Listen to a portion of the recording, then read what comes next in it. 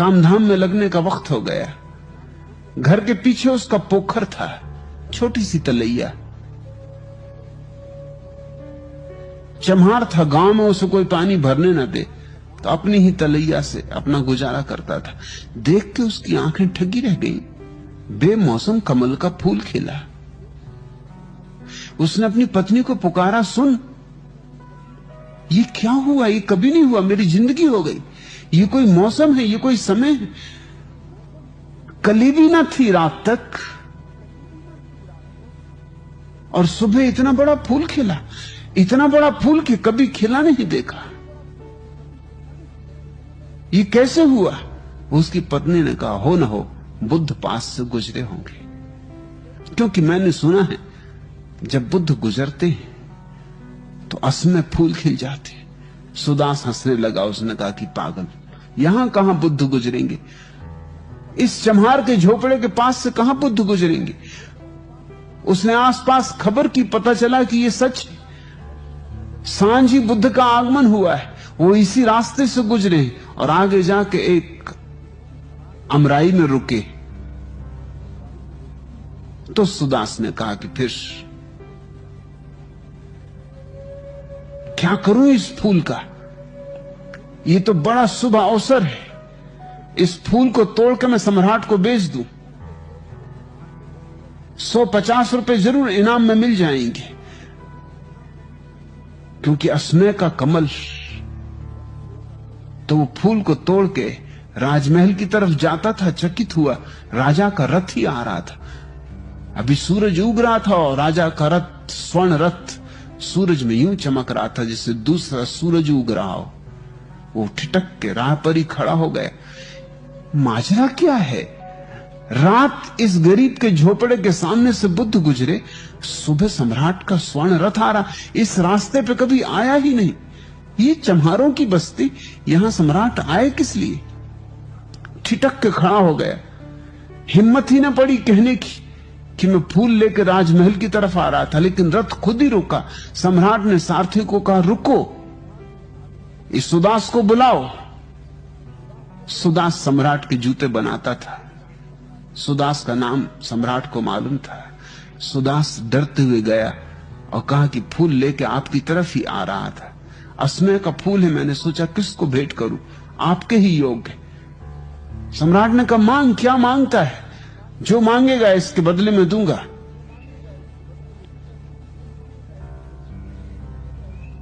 सुदास ने कहा कि जो आप दे देंगे।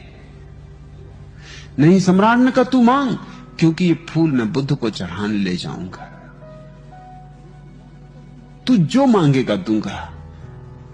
बुद्ध प्रसन्न होंगे देखकर ऐसे असमय का फूल, इतना सुंदर, इतना बड़ा फूल कमल का। सुदास के गरीब मन में भी एक अमीर चाह उठी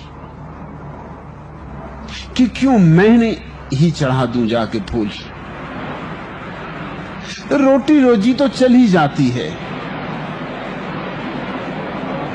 मगर लालच भी मन में उठा कि आज सम्राट कहता जो मांगना हो मांग ले।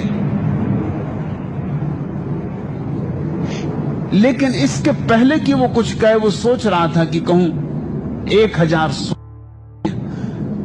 हिम्मत नहीं बध रही थी कि 1000 स्वर्ण असरफियां मांग रहा हूं एक फूल के लिए।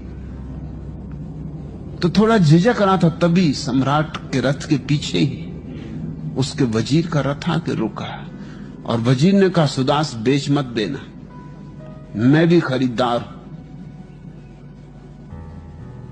मैं चढ़ाऊंगा बुद्ध को। और सम्राट तो औपचारिकता बस जा रहे हैं, इनको बुद्ध से कुछ लेना देना नहीं। जाना चाहिए इसलिए जा रहे हैं। मैं बुद्ध का प्रेमी हूं, इसलिए सम्राट को कहा कि देखें आप बीच में ना आए, आप प्रतिस्पर्धा में ना पड़े। निश्चित ही मैं आपसे कैसे जीतूंगा अगर प्रतिस्पर्धा हो जाए, मगर आप बीच में ना आए, क्योंकि आपके लिए तो सिर्फ औपचारिक है जाना, मेरे हृदय की बात है। सुदास तू मांग, जो मांगेगा दे दूंगा। सुदास ने सोचा जब बात यूं है तो अब 1000 असरफियां क्या मांगनी, 2000 असरफियां मांग लो।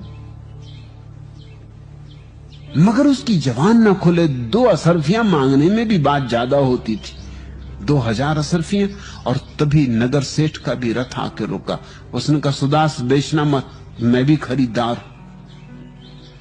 नगर सेठ तो इतना बड़ा सेठ था कि सम्राट को भी खरीद सकता था। सम्राट को जब जरूरत पड़ती थी तो उससे ही उधार मांगता था।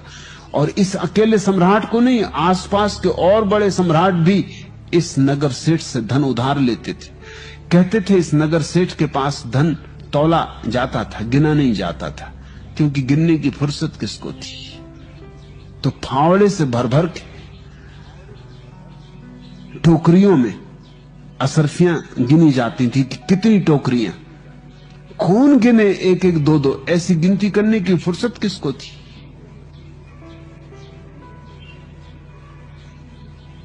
उस सेठ ने कहा कि तू जो कहेगा, 1,00,000 असरफियां मांगना हो, 1,00,000 असरफियां मांग, लेकिन फूल मैं चढ़ाऊंगा। सुदास ठिठका खड़ा रह गया। उसने कहा फूल बेचना नहीं। उन तीनों ने एक साथ पूछा क्यों? सुदास ने कहा कि जिस फूल के लिए 1,00,000 असरफियां देने के लिए कोई तैयार हो। गरीब आदमी हूं, मगर मेरे मन में भी गहन भाव उठा कि फिर मैं ही क्यों ना इस फूल को बुद्ध के चरणों में चढ़ा दूं। जरूर उन चरणों में चढ़ाने का मजा 1,00,000 असरफियों से ज्यादा होगा। नहीं तो तुम 1 असरफी ना देते नगर सेठ से। उसने कहा मुझे 1,00,000 असरफियां दे रहे हो, सम्राट राजी है, वजीर राजी, तुम राजी हो, और मुझे ऐसा लगता है अगर गांव में जाऊं तो और भी लोग राजी हो जाएंगे। मुझे इसके जितने दाम चाहिए उतने मिल सकते, लेकिन अब बेचना ही नहीं। नगर सेठ ने कहा 2,00,000 असरफियां देता हूं, तू जो मांग, मुंह मांगा। उसने कहा बेचना ही नहीं। सुदास गरीब है, मगर इतना गरीब नहीं, चमार है, काम तो चल ही जाता है मुझ गरीब का, जूते सीने से ही। ये मौका मैं नहीं छोड़ूंगा, ये फूल मैं ही चढ़ाऊंगा। और सुदास ने वो जाके फूल बुद्ध के चरणों में स्वयं चढ़ाया। और बुद्ध ने उस सुबह अपने प्रवचन में कहा कि सुदास ने आज इतना कमाया है जितना कि सदियों में सम्राट नहीं कमा सकते। पूछो इस सम्राट से, पूछो इस वजीर से, पूछो इस नगर सेठ से, आज इन सबको हरा दिया सुदास ने। आज इस शूद्र ने अपने को परम श्रेष्ठ सिद्ध कर दिया। आज लात मार दी धन पर। आज इसका अपरिग्रही रूप प्रकट हुआ है। ये धन्यभागी है। और सुदास पर ऐसी वर्षा हुई उस दिन अमृत की कि फिर लौटा नहीं। उसने कहा अब जाना क्या, जब फूल चढ़ाने से इतना मिला तो अपने को भी चढ़ाता हूं। सुदास भिक्षु हो गया, फूल ही नहीं चढ़ा, खुद भी चढ़ गया। यूं कहानियां हैं कि असमय बुद्ध के पास से गुजरने से फूल खिल जाते।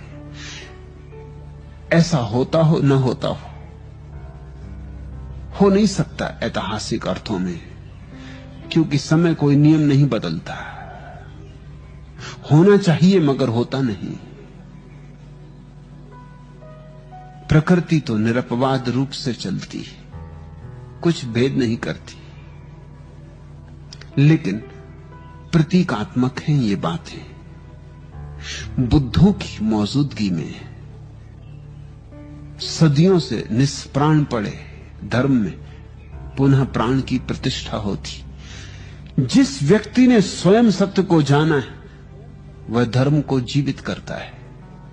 सिर्फ वही, केवल वही, उसके छूने से ही धर्म जीवित हो उठता है।